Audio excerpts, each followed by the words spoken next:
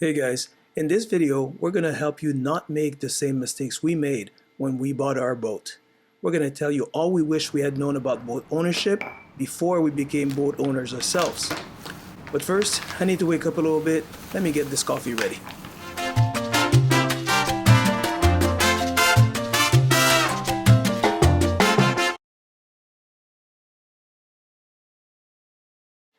Good morning, everybody. I'm getting more excited every day. Every day we're getting closer to having the boat on the water.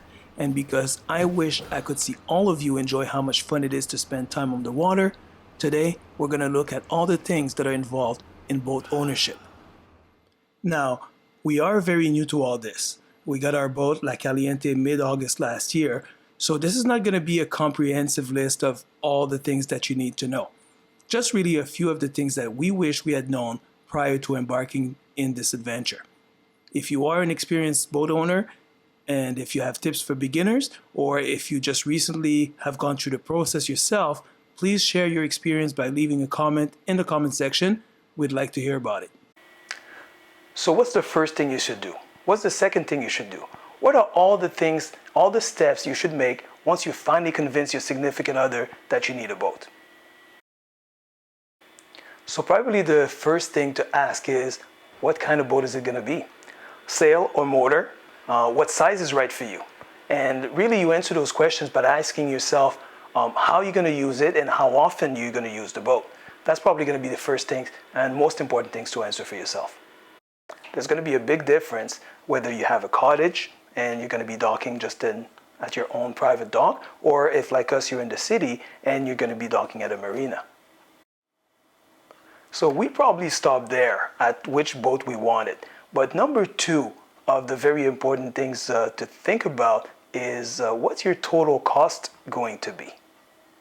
So when it comes to the total cost of ownership for a boat, you got to think about more than just the purchase price. There is the purchase price, but there's also summer berthing, there's insurance. So to that you add storage for the winter, because we're in Canada, and that means also winterizing and pre-launch inspection in the spring. To that also you add the general maintenance, your fuel, all the safety gear that's required by law, and also the toys and all the other gadgets that you're going to need in order to enjoy your new hobby. So right there, those are probably the most important steps to get yourself ready. Once you know what you want and what you're getting yourself into financially, you can look at the other steps. So your step 3 would be to find out what are the licensing and registration requirements that there are for your regions, for your boat and for yourself as the boat operator. Here in Ontario, we have the Pleasure Craft Operator Card, and in Toronto, also a Powered Vessel Operator License. So your fourth step is probably going to be to research your marina. If you are going to be using a marina, very important to find out if the location is just right for you. But also, of course, the price, what other kind of boats are going to be there, the inclusions, and whatever else you can get from being a member at a yacht club or a marina. Step 5, first and foremost, the boat show. Super important to get a good idea, a good look at all the boats that are available out there. There are so many. If you're going to be buying new, of course the manufacturers are going to be represented there, as well as most boat dealers. If you're going to be buying used, that it also will be a great place to give you an idea of what the industry has to offer. And then you can go on to online sites and brokers. There are a lot of brokers that can facilitate the whole process. Okay, so your step number 6, prepare for an inspection before you actually purchase. You'll need to be ready for a survey and a sea trial before you fork out some money. If you're buying new, you'll get a warranty, and if you're using a broker to buy used, they'll facilitate that process. Otherwise, hire somebody if you can, or bring someone with you who's knowledgeable to inspect a few of the items that I'm going to list.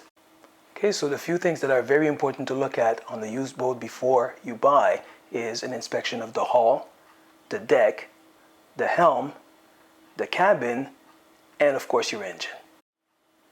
So basically those are the things that we should have researched beforehand. we ended up doing just step one, finding the type of boat we wanted. But luckily for us, we found a boat that was just right for us and in great condition for the price. If we didn't find this boat, or if the process didn't work out for us, mostly this summer, I'd be riding the motorcycle and doing some camping. But we would be missing out on the water, because it's been a huge amount of fun. So that's it for today, but it's not boating season yet, and we're not ready for it yet. We actually have to brush up on our knowledge and skills, and we're actually going to go through our licensing again, just because we are very new to this and we want to make sure that we're safe on the water this summer. Of course, if you had fun watching this, please give it a thumbs up and consider subscribing to our channel, and look for the other videos that we have. There's one on finding the right marina for you that could be interesting if you're considering boat ownership.